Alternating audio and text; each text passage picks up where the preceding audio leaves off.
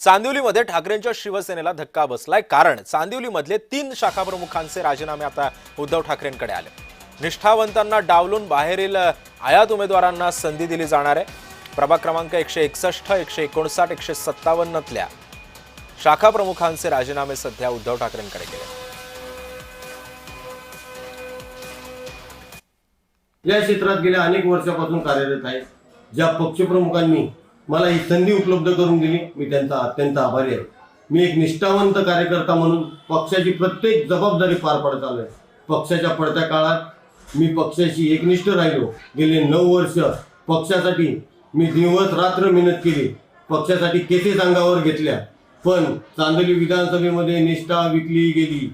मीही पक्षाचा उमेदवारी अर्ज भरला होता, पण स्थानिक विभाग प्रमुख सोमनाथ सांगळे यांनी जो साधा शिवसैनिकी नाही अशा बाहेरून आयात केलेल्या एमआयएम पक्षाच्या उमेदवाराला, मुस्लिम उमेदवाराला उमेदवारी दिली।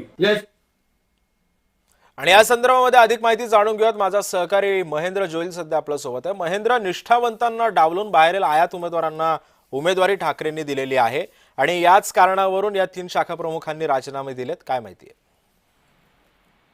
सिद्धेश, चांदिवली या ठिकाणी मुस्लिम बहुल विभाग पण असल्यामुळे जे ठाकरेंच्या वतीने इथे तो उमेदवार दिला असेल, मात्र त्याच्यामुळे जे निष्ठावंत शिवसैनिक आहेत त्यांनी त्यांच्यावरती अन्याय झाला आणि त्यामुळे त्यांनी राजीनामे दिलेत। 3 शाखा प्रमुख आहेत ज्यांनी राजीनामे दिले आहेत।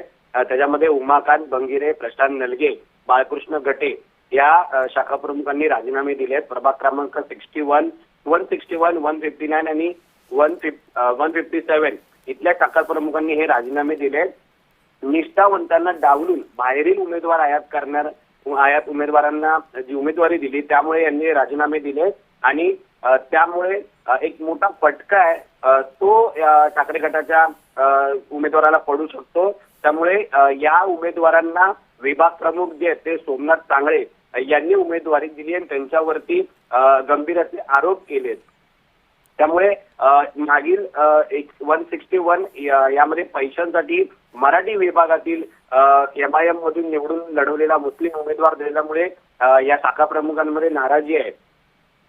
सिद्धेश, नक्कीच धन्यवाद महेंद्र, तू दिलेल्या अधिक माहितीबद्दल।